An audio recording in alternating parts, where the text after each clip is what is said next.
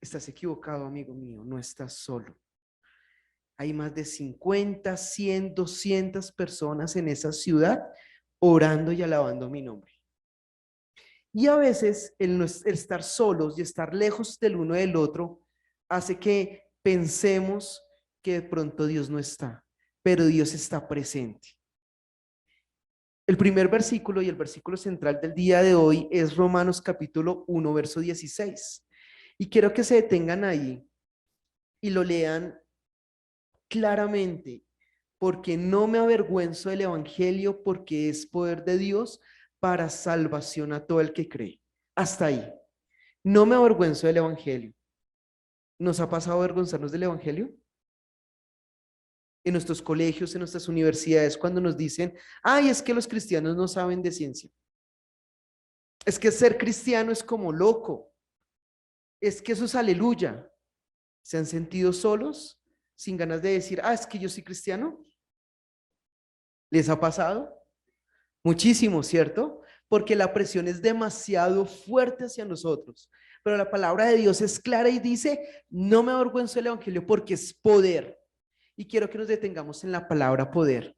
En la siguiente diapositiva ustedes van a ver que en griego, en el idioma original que se escribió la palabra poder, los griegos tenían tres palabras para determinar el poder.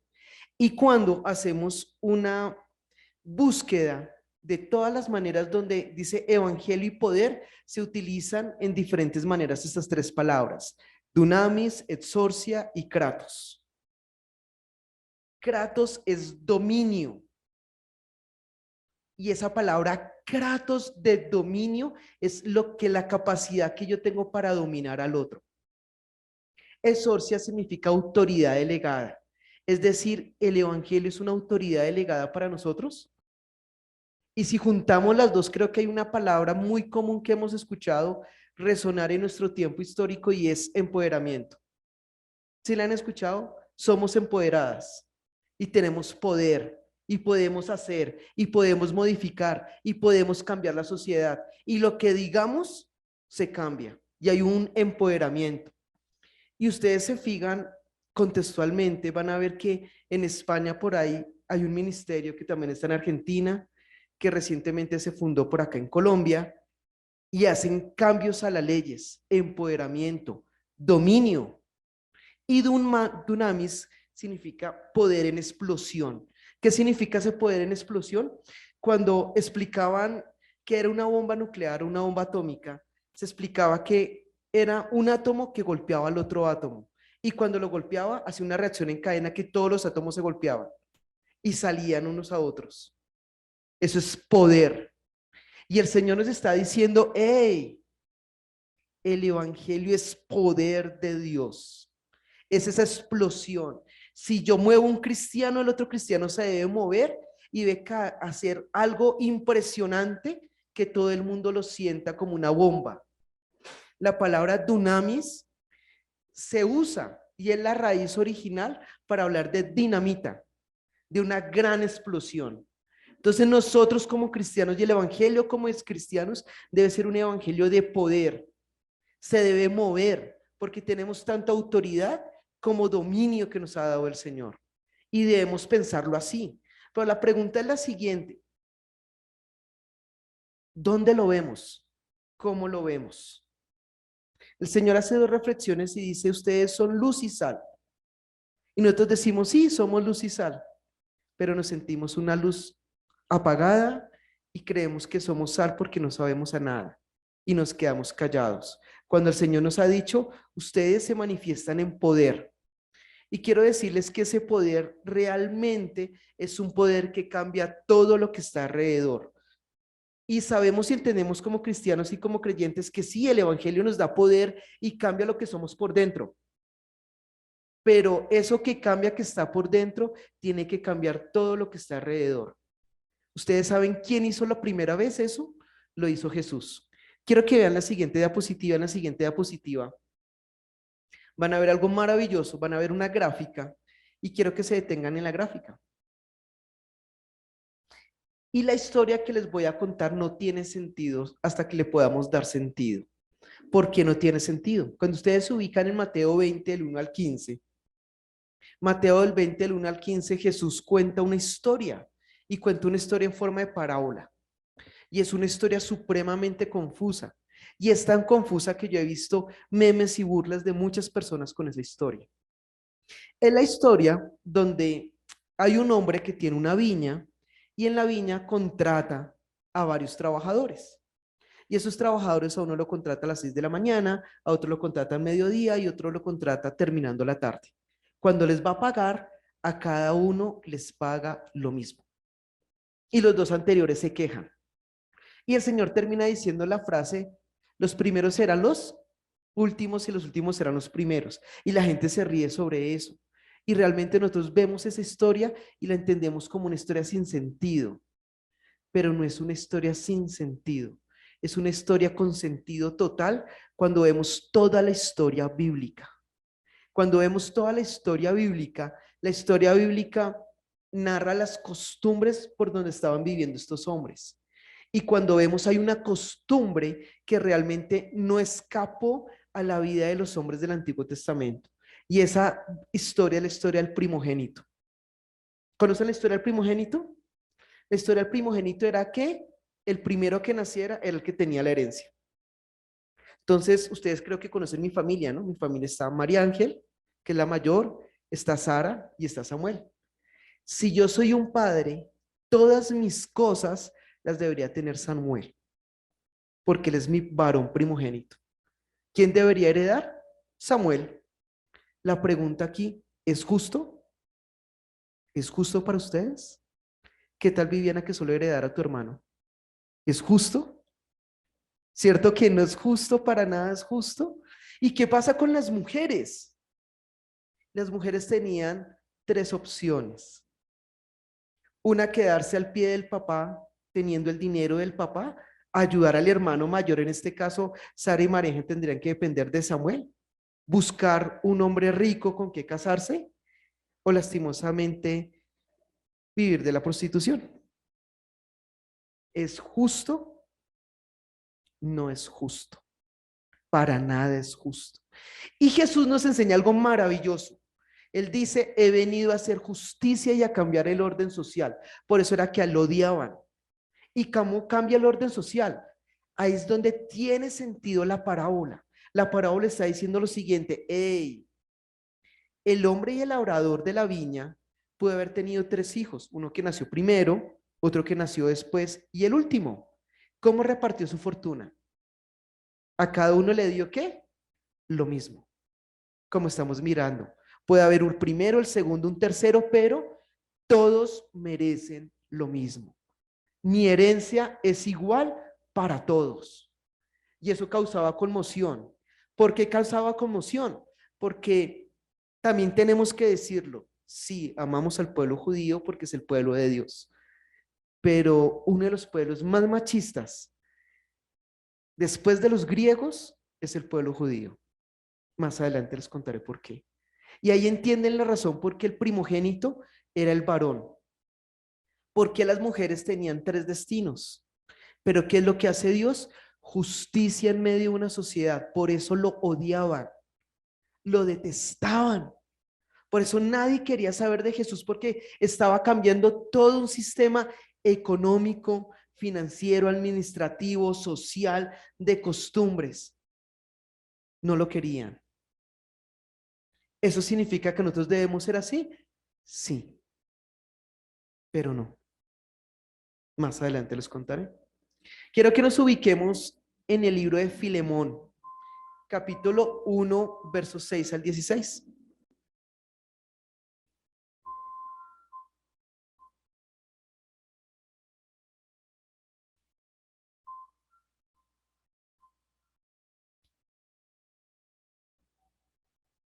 ¿Ya encontraron Filemón? ¿Habían leído Filemón?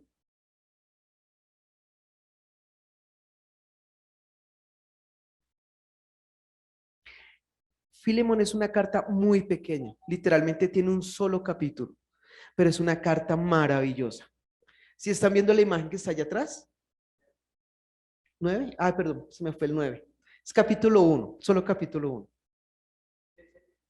del 6 al 16. Cuando leemos Filemón y cuando vemos la imagen, tenemos que recordar que Pablo, que es el que escribe la carta, está en medio de los romanos.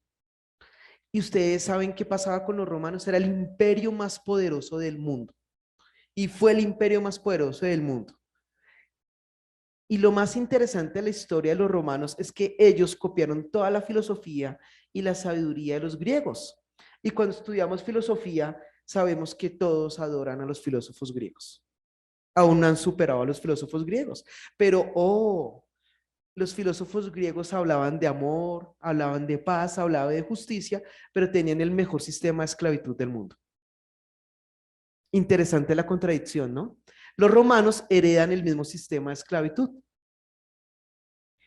En ese momento histórico, comprar esclavos era tan común como nosotros ir a comprar ¿qué? Papas fritas en la tienda. Era muy común. Y lo chévere del sistema de esclavitud era que cuando tú eras esclavo tú y tu familia, porque vendían a tus hijos y a tus hijas. Y los podían separar. Y tú tenías que ser esclavo. Era mejor ser un perro que un esclavo. Si hoy en día cuidamos a nuestros perros, a los esclavos no se cuidaban. Y esta carta de Filemón le está hablando Pablo a una persona que tenía por dueño a un esclavo y ese esclavo era Filemón. Y lo que hace Pablo, quiero que lo entiendan, lo que hace Pablo con esta carta es demasiado peligroso. Demasiado peligroso. ¿Por qué? Porque está escribiendo una carta en contra de todo el sistema económico, del sistema de esclavitud.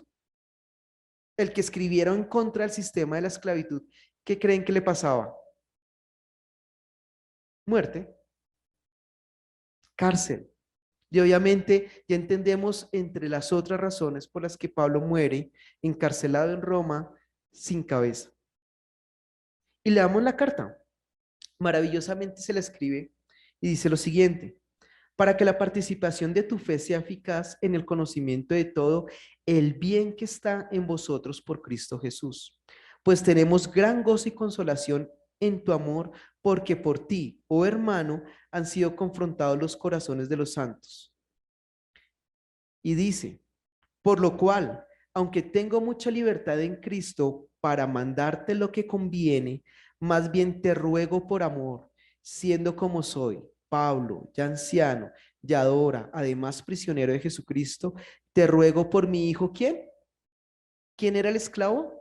Onésimo, a quien engendré en mis prisiones, el cual en otro tiempo te fue inútil, pero ahora a ti y a mí nos es útil, el cual vuelvo a enviarte tú, pues recibíle como a mí mismo.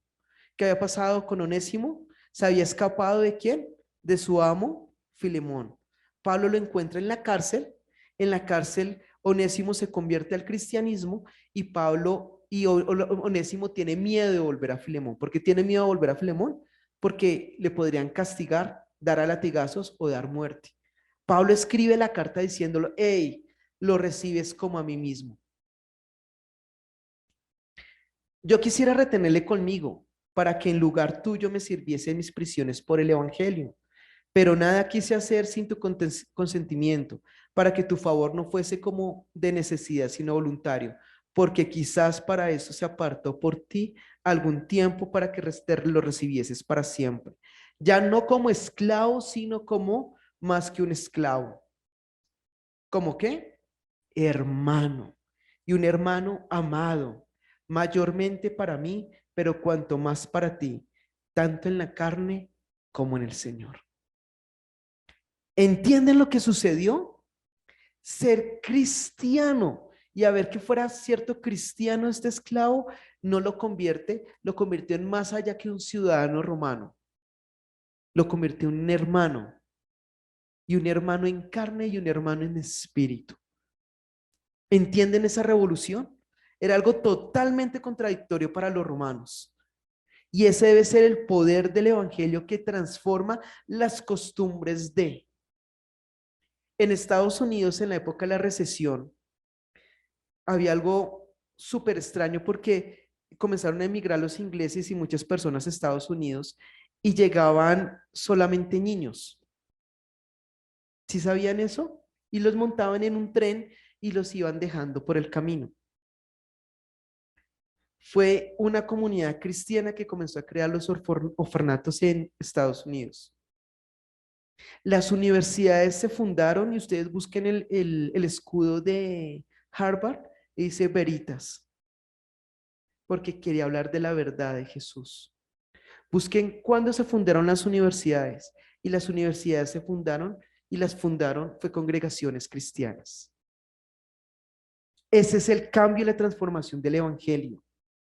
Eso es lo que llamamos a hacer. La Cruz Roja. Muy interesante la labor de la Cruz Roja. Cuando habían guerras y se enfrentaban los soldados, ya sea con armas o con espadas, el soldado quedaba en el suelo muriéndose y lo dejaban morir en medio de la batalla. La Cruz Roja comenzó a entrar a rescatar los soldados de su nación y de la otra nación por el valor del hombre. En América Latina, el principio de la colonización, ustedes recuerdan, creo que sus profesores de sociales les decía que habían esclavos indígenas y esclavos negros y que era más caro un esclavo indígena que un esclavo negro y era más caro un caballo que cualquiera de los dos. Ustedes saben qué hacían los teólogos católicos, morían porque escribían tratados demostrando que tanto el negro como el indígena tenían alma y tenían espíritu y eran personas y podían conocer de Dios. ¿Cuántos varones cristianos murieron defendiendo a los indígenas y a los esclavos negros para que esto pasara? Ese es el evangelio con poder, un evangelio de transformación. Quiero que miren la siguiente diapositiva y van a encontrar a un personaje. Este es un personaje inglés, William Wilberforce, y vemos una imagen de los ingleses azotando a los esclavos. Ustedes saben que los ingleses era un país protestante en ese momento histórico y tenía esclavos y seguía sacando personas negras de África, pero como la ley los protegía, pero se levantó este hombre. Vamos a ver el link que está ahí, me ayudan ustedes a leer, y en el link que está ahí vamos a abrir una enciclopedia que ustedes conocen que es Wikipedia. ¿Por qué cito a Wikipedia? Porque es lo más ajeno a los cristianos para que sea más objetivo la lectura. ¿Listo? ¿Lo puedes ampliar un poquito, por favor? Eso está perfecto. Qué pena, me giro acá. Dice, fue un político, filántropo y abolicionista inglés quien siendo miembro del Parlamento británico lideró una campaña en contra de ¿qué? De la esclavitud. Si no me falla la memoria, duró 20 años intentando que los ingleses dejaran la esclavitud. Apenas firmaron el tratado y comenzó a abolirse la esclavitud, él muere. Y él antes de comenzar a hacer eso, él era un parlamentario inglés, borracho y alcohólico porque era una familia muy rica en Inglaterra, cayó enfermo, conoció a Jesús y se recuperó. Y cuando conoció a Jesús, entendió que las personas y los esclavos eran personas como él y comenzó a luchar por él. Y entendió que en su puesto de trabajo, es decir, como parlamentario, tenía un papel. ¿Y ese papel cuál era? Liberar a los esclavos. Por favor, sigues bajando. Un poquito más abajo, por ahí. Dice, representante, acá, su fe cristiana lo llevó a interesarse en la reforma social, en particular la mejora de las condiciones de las fábricas de Gran Bretaña. También estuvo haciendo ¿qué? Reformas para las fábricas. ¿Puedes bajar un poco más? Ahí. Dice, que pusiera fin al comercio de los buques británicos que transportaban esclavos negros de África en terribles condiciones a las Indias Occidentales como mercancías que se compraban y se vendían. Durante 18 años presentó periódicamente mociones. Era lo único que hacía. 18 años trabajando para Jesucristo en un evangelio de poder. se burlaban, le tiraban tomates, le hacían de todo, pero logró abolir la esclavitud en Inglaterra. Eso es lo que se llama un evangelio con poder, con autoridad, con explosión. Y ahora les pregunto en medio de la soledad que les comentaba anteriormente, ¿estamos listos para desarrollar un papel como cristianos en lo que hacemos? En cada uno de los lugares en donde estamos, en las carreras en que Dios nos está preparando, cuando nos dicen, es que usted lee la Biblia y es ignorante, y sabemos que en la Biblia dice Dios que nuestro pueblo se perdió por falta de sabiduría, cuando Dios dice mía es la ciencia, cuando ustedes buscan, ya hay más de 72 versículos que hablan de ciencia en la Biblia, cuando Dios dice desde Génesis que dio talentos para que la adoraran, que dio talentos en arquitectura para construir el tabernáculo, que les dio ciencia para construir una nación. ¿Ah? Estamos pensando cómo ayudar y cómo hacer la milla extra. Ustedes conocen la avena Quaker, ¿cierto? ¿Se han conocido la historia de los cuáquerianos? ¿No? Imagínense que el señor Quaker, el que aparece en la avena, él era un hombre muy rico, él no sabía nada de avenas ni le importaban las avenas. Era un administrador de empresas que ganaba muchísimo dinero. Se convirtió al Señor y él dijo, tengo que hacer algo. Y comenzó a reunir familias cristianas y cuando comenzó a reunir familias cristianas se dio cuenta que eran familias muy pobres. Entonces dijo, voy a hacer algo maravilloso y es, voy a crear una empresa en la cual todos puedan trabajar y puedan tener un salario acorde a lo que se merece. Y creó una fábrica de avena. Entonces estaba la fábrica de avena, los campos y al lado las casas de los trabajadores. Y les daba unos sueldos bien pagos. Y la avena era tan maravillosa que tiene el éxito que ustedes hoy en día conocen.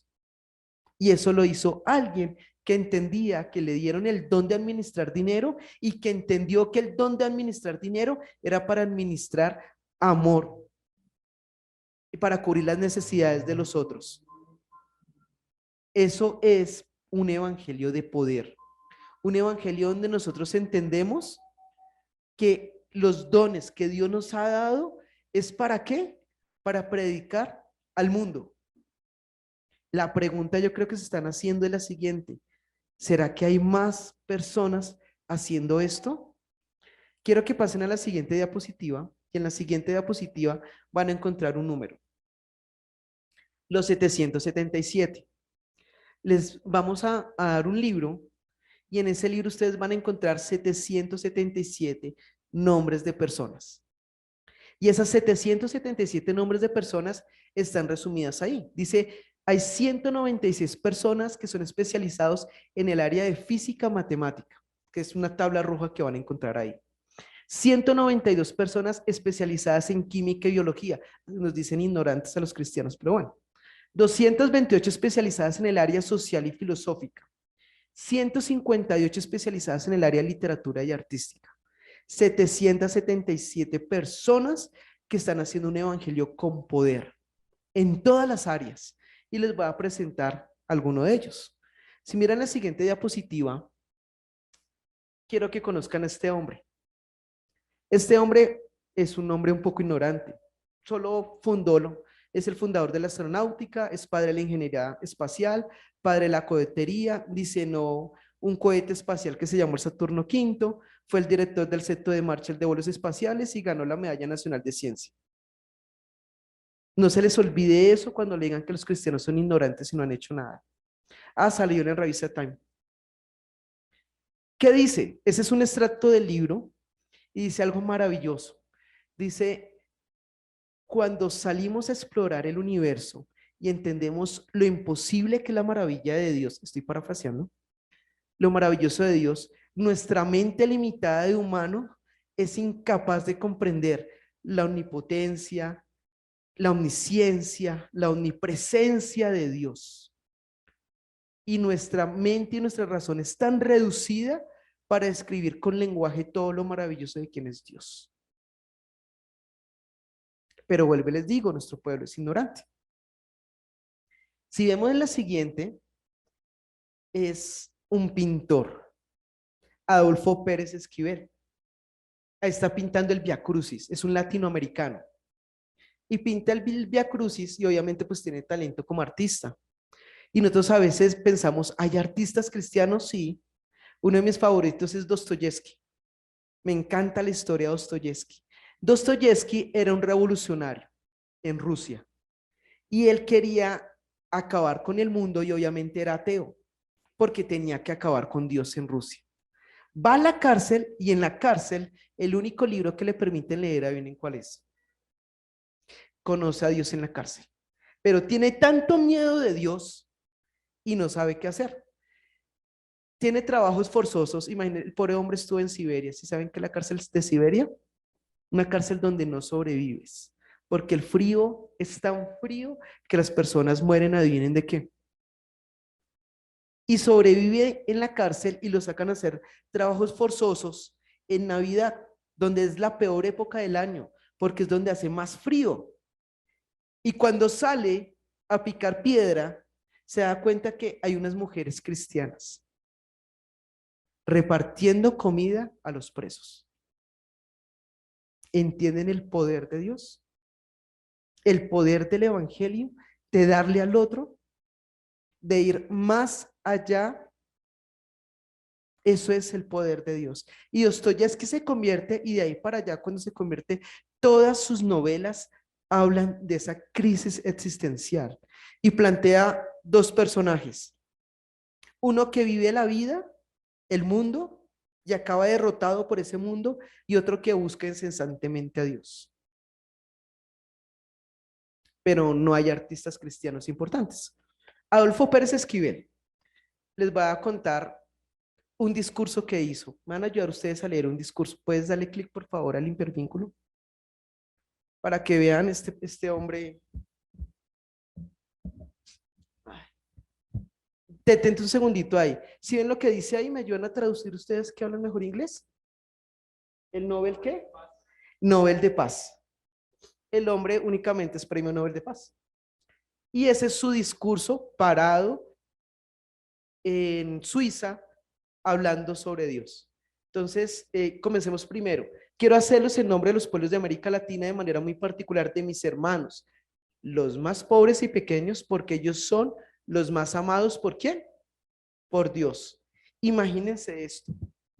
Usted ganarse el premio Nobel, pararse en Suiza frente a todos esos intelectuales y hablarles de Dios. Y nosotros nos dicen en la universidad que somos ignorantes y nos da pena levantar la mano y decir que somos cristianos. Pero bueno, continuemos. Baja un poquito, por favor. Baja un poquito más. Ahí. Vengo de un continente que vive entre la angustia y la esperanza y en donde se escribe mi historia. Estoy convencido de que la opción de la fuerza evangélica de la que no violencia se abre como un desafío a perspectivas nuevas y radicales. ¿Se acuerdan lo que yo les decía? ¿Es importante hacer un cambio social? Sí. ¿Desde la violencia? No. Entonces, yo alguna vez, ustedes, yo sé que ustedes han visto y se han confrontado sobre las marchas que hacían alguna vez los cristianos, ¿cierto? Va a salir la ley a favor de los homosexuales y salían 500 cristianos marchando diciendo que no y terminaban tirando piedra. Eso es lo que debemos hacer nosotros. ¿Jesús nos enseñó eso? ¿O Jesús estaba al lado de la prostituta consolándola, amándola? ¿O Jesús qué era lo que estaba haciendo? Repartiendo peces y pan. ¿Entendieron el mensaje? La idea sí, es un evangelio con poder, pero es un evangelio con poder desde el amor al otro. No hay nada más allá que el amor al otro. Y algo impresionante, no, pero no te devuelvas. Hay algo, ya les comento, algo impresionante antes de bajar acá. Hay, yo pues a mí me gusta pelear mucho. Yo tengo un compañero que él es historiador, es supremamente ateo. Y él una vez, él se burla, ¿no? Y él tenía una foto de Martin Luther King Jr. Y yo me acerqué y le puse la mano en el hombro y dije, te felicito porque tú sigas a Martin Luther King Jr. Y me dijo, gracias, es uno de los más famosos y más imponentes. Yo lo quiero mucho. Le digo, muy bien, ¿sabías que es pastor bautista? Entonces me hizo, ¿caras qué? Pues tú eres historiador, debes saber que es pastor bautista. Él no sabía que era pastor bautista. Y Martin Luther King no hizo nada en Estados Unidos. Lo mataron por predicar la palabra de Dios y lo mataron por decir que los negros y los blancos eran iguales y eran hijos de Dios. Por eso lo mataron. Y él nunca levantó una sola piedra. La recibió, pero nunca la levantó. Él le decía a los hermanos de la congregación, les decía, bueno, en Estados Unidos es tan tenaz el problema de racismo que habían buses para negros y buses para blancos. Habían 10 buses para blancos y un solo bus para negros. Entonces, uno cómo podía llegar al trabajo, imposible. ¿Qué fue lo que hizo? Dejemos de utilizar los buses. Y comenzó a quebrar el sistema económico. ¿Levantó alguna piedra? No. Entonces debemos entender esto. Si hay un evangelio con poder desde nuestras acciones, pero con el amor. Señor. ¿Se cae la no, no, no sé. Sí, después quitó el coso de Martin Luther King. Listo, sigamos bajando. Baja, baja, por favor, un poquito más. Baja casi hasta el final. Quiero que lean el. Ay, ahí, devuélvete. No, me entres más abajo, perdóname. Más abajo, más abajo. Quiero que vean con qué palabras termina el discurso que hace un poquito más arriba. Ahí. Estas son las palabras con las que termina el discurso del premio Nobel. No sé si ustedes las han escuchado. Y pude continuar junto a mis hermanos de América Latina con su amor y silencio, compañía, y siempre contribuyen a fortalecerme y darme el coraje de servir a mis hermanos. Invocando la fuerza de Cristo, nuestro Señor, como nos enseñaba en dónde. Y quiero compartir con todos ustedes, con mi pueblo y con el mundo. Bienaventurados los pobres de espíritu, porque ellos es el reino de los cielos. Este es el evangelio con poder. Este es el evangelio con poder. Un evangelio que busca justicia. ¿Se acuerdan lo que les contaba de Cristo? Cristo, ¿qué era lo que buscaba? Justicia. No pisotea a tu hermano. No lo pisotees. Al contrario, si puedes darle trabajo y ayudarlo, hazlo. No lo pisotees. No lo dañes, no lo engañes, no lo robes, no lo maltrates. Ámalo como a ti mismo. Y es un evangelio de justicia, de amor, de transformación, tunamis, de poder. Les quiero presentar a otra mujer. Yo sé que de pronto a ella sí la han escuchado un poquito más. Me regala la siguiente, gracias. ¿Sí la han visto por ahí? ¿No la conoce? Rigoberta Menchú. ¿No la han escuchado? Bueno, Rigoberta Menchú, también la pobrecita señorita es premio Nobel de Paz. Y en uno de sus libros dice lo siguiente. Dice, comenta, y quiero que lean cada palabra. ¿No podrías ampliarlo un poquito? ¿Dónde está eso? Y pronto si lo giras para que lo podamos leer, lo puedan leer conmigo. Dice, yo soy cristiana y participo en la lucha como cristiana. Para mí, como cristiana, hay una cosa, es la vida de Cristo. El deber de un cristiano es pensar cómo hacer que exista el reino de Dios en la tierra con nuestros hermanos. Dios no está de acuerdo con el sufrimiento que vivimos. No es el destino de Dios no es el destino que Dios nos ha dado. Son los mismos hombres de la tierra quienes nos han dado ese destino de sufrimiento, de pobreza, de miseria, de discriminación. Dios, cuando a veces intentamos evangelizar, hay muchas personas que nos dicen, si Dios fuera justo, no habría hambre en el mundo, no habría maldad ni habrían guerras. ¿Y por qué no le citamos el libro de Santiago cuando el libro de Santiago dice, las guerras y el hambre de sus naciones es por culpa de la avaricia de unos pocos? Si pensamos la guerra que está en este momento en Ucrania, es porque Rusia necesita que los recursos naturales de Ucrania. Y están matando personas por los recursos naturales, por la sed de unos pocos hombres que tienen el poder. La injusticia nace por eso. Nace por el amor y por el amor al dinero y por el pecado de unos hombres. No es Dios. Creemos que hay un Dios, pero ese Dios es Padre de todos. Cuando empezamos a emplear la Biblia, cuando empezamos a estudiar la Biblia de acuerdo a nuestra realidad, fue porque en ella encontramos un documento que nos guía. Yo sé que mi fe cristiana nadie me la va a quitar, ni el régimen, ni el miedo, ni las armas. Ese es un evangelio con poder. Ella lucha por los derechos de los indígenas en América Latina, porque no sean discriminados, para que ellos sean iguales, como Dios dice. Todos somos, ¿qué? Iguales ante Él. Somos igual de pecadores, pero igualmente hijos ante Él y criaturas ante Él. Y quiero que vean la última diapositiva. Esa última diapositiva es maravillosa. Yo les contaba que Jesús fue el primero que hizo esta revolución de un evangelio con poder. Y les decía al principio que los más machistas, en primer lugar son los griegos, en segundo lugar son los judíos. ¿Ustedes saben cómo oraban los judíos? Oraban los judíos, hacían la oración los judíos. Los judíos decían, oh, gran Dios, bueno, no decían Dios, oh, gran Señor, gracias por no ser un impío, gracias Señor por realmente no ser un impío, por no ser un extranjero y por no ser mujer. Gracias, gracias Dios por no ser mujer.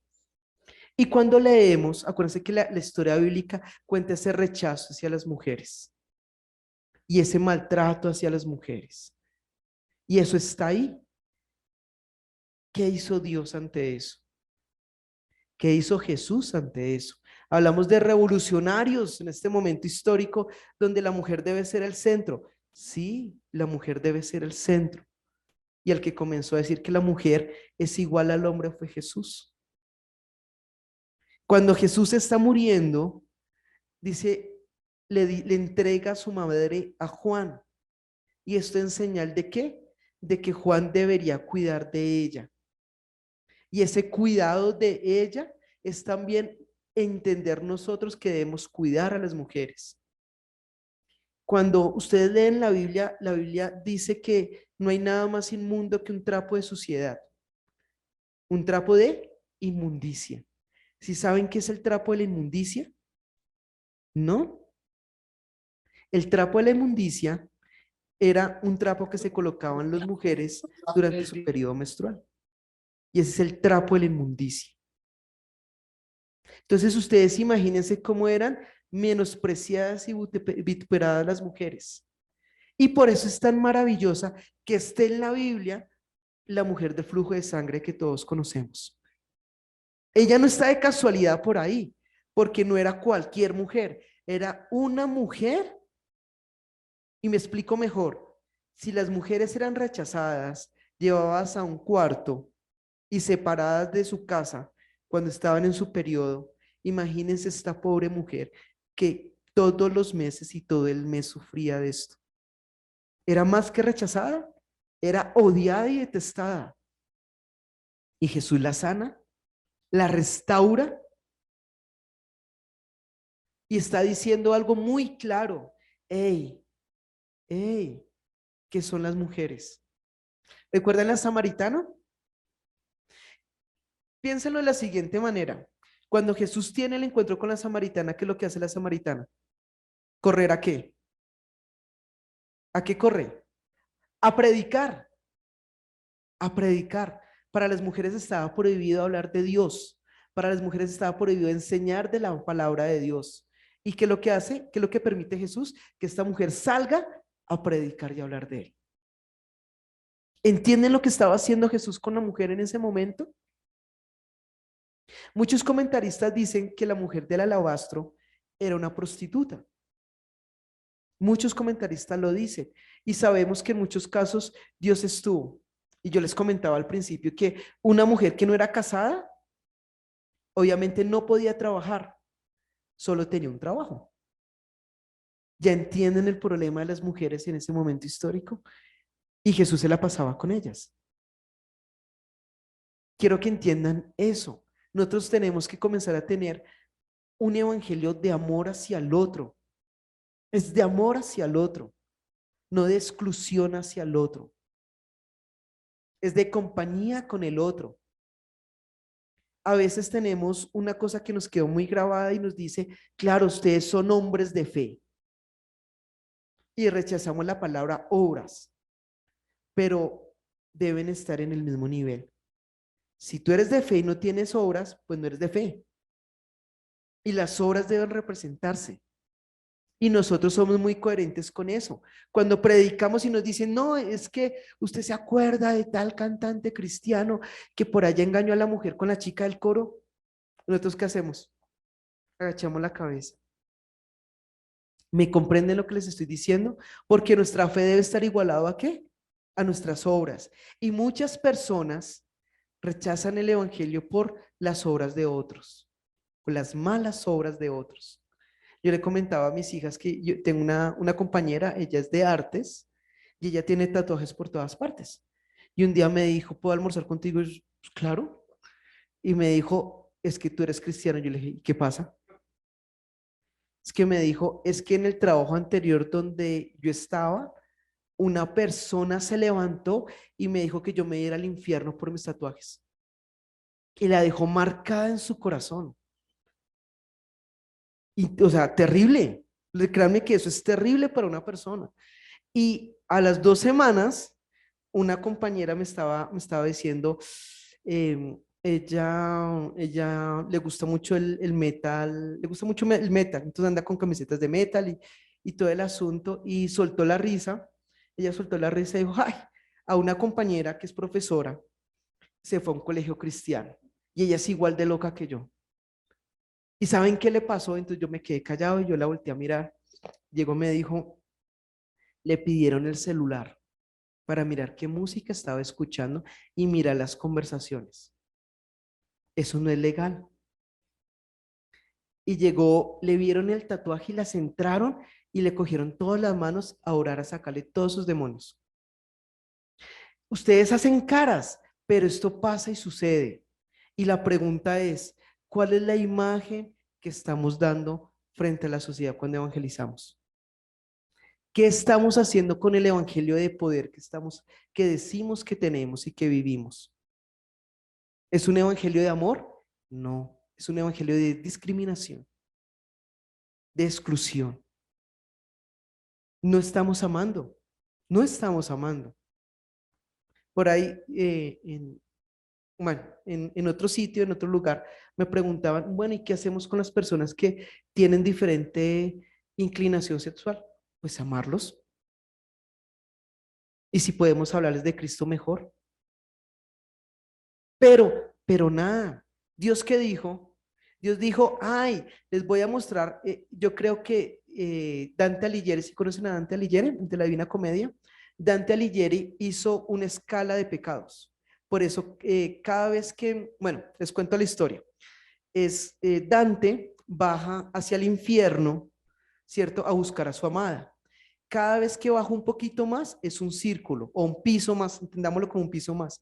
Y cada piso es más terrible, porque cada piso hay un pecador diferente. Y cada pecado, cada vez que baja el pecado es más grave. ¿Sí? A nosotros nos pasa eso. Nosotros pensamos que un pecado es más grave que el otro. Y juzgamos bajo eso. Totalmente juzgamos bajo eso. ¿Y qué dice Dios? Si miras a una mujer con deseo, ya pecaste. ¿Cuántas veces hemos pecado? Y estamos frente al otro y lo discriminamos. ¿Me comprenden lo que les estoy diciendo? Los pecados son iguales. Ser alcohólico es igual que ser cualquier otra cosa. No debemos ni discriminar, ni sacar, sino tener un evangelio de poder, de amor, de entregarle al otro. Y hay algo interesante que les quiero contar y es que una vez me invitaron a una iglesia impresionante grande. No digo nombres. Y nosotros llegamos temprano porque había fila para entrar. Yo, wow. Bueno, si les sigo dando datos, de pronto saben cuáles, pero tiene hasta canal de televisión. Yo, wow, eso debe ser maravilloso, ¿no? Cuando yo veo los camiones de Brins, de esos camiones de valores que se parquean en la parte de atrás y sacando bolsas de dinero. Yo, wow, Me imagino que deben tener colegios y orfanatos y deben, mejor dicho, dar dinero para la lucha contra el cáncer, qué sé yo. No. ¿Me comprenden lo que les estoy diciendo? Cuando estamos predicando y nos dicen, claro, es que se roban el dinero. Sí, se roban el dinero. Pero yo te puedo demostrar, nosotros tenemos una canasta de amor. ¿Me entienden lo que les estoy diciendo? Es eso, es eso. Y una batalla que ganó el enemigo contra la iglesia es la mala imagen de las iglesias y la mala imagen del cristiano. Y otra batalla que ganó el enemigo contra el evangelio de poder es que nos estamos sentados en una silla, porque creemos que solo es fe, pero también tenemos que hacer obras. ¿Se han escuchado el ejército de la salvación? ¿No? El ejército de la salvación comenzó en Inglaterra y comenzó donando cosas. Y se comenzó a convertir en un movimiento político y ahí lo detuvieron. Y hoy en día el ejército de salvación lo que hace es donaciones. Y esas donaciones se las está entregando a la gente más pobre. Y cada vez que la entrega, te la entrego en el nombre del Señor. Y era lo que hacía el Señor, y nosotros lo sabemos, y sabemos que hemos escuchado que los que estaban con el Señor le acompañaban por el pan y el pescado. ¿Y importa entregar el pan y el pescado? No. Pero entre los 5,000 que estaban ahí, por uno valió los 5,000 panes y los 5,000 peces. Por uno que se convirtiera. Pero si ni siquiera damos esos 5,000 panes y 5,000 peces, ese uno se nos perdió. Por eso debe ser un evangelio con poder, con poder. Y quiero ya finalizar que vayan a la última diapositiva. En la última diapositiva hay un versículo gigante, por favor, búsquenlo.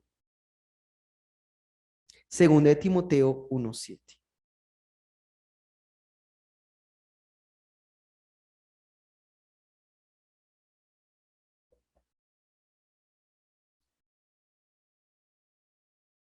¿Listos? ¿Todos? Quiero que me ayuden a leerlo en coro. ¿Listo? Entonces, 1, 2, 3. Porque no nos ha dado Dios espíritu de cobardía, sino de poder, de amor y dominio propio. ¿Lo entendemos?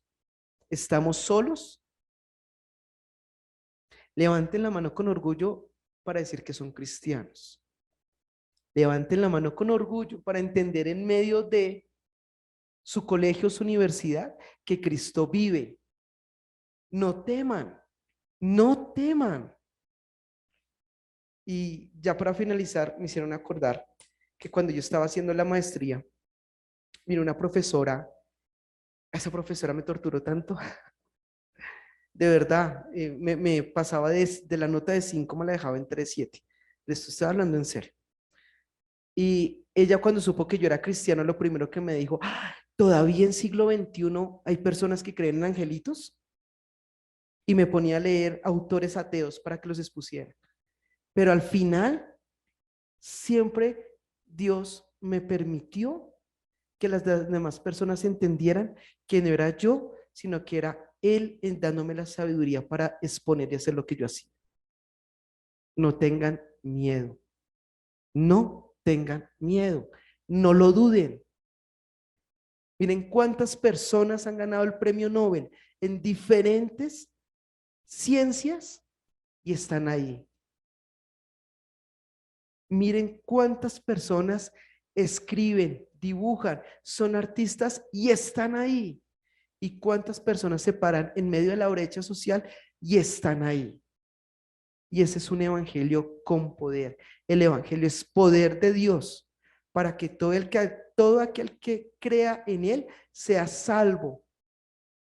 Sea salvo. No dudemos del evangelio con poder. No dudemos de predicar. No dudemos de decir somos cristianos. No lo dudemos, a pesar de que todos los que estén alrededor estén en contra nuestra, porque somos luz en medio de la oscuridad y sal. No lo duden, chicos.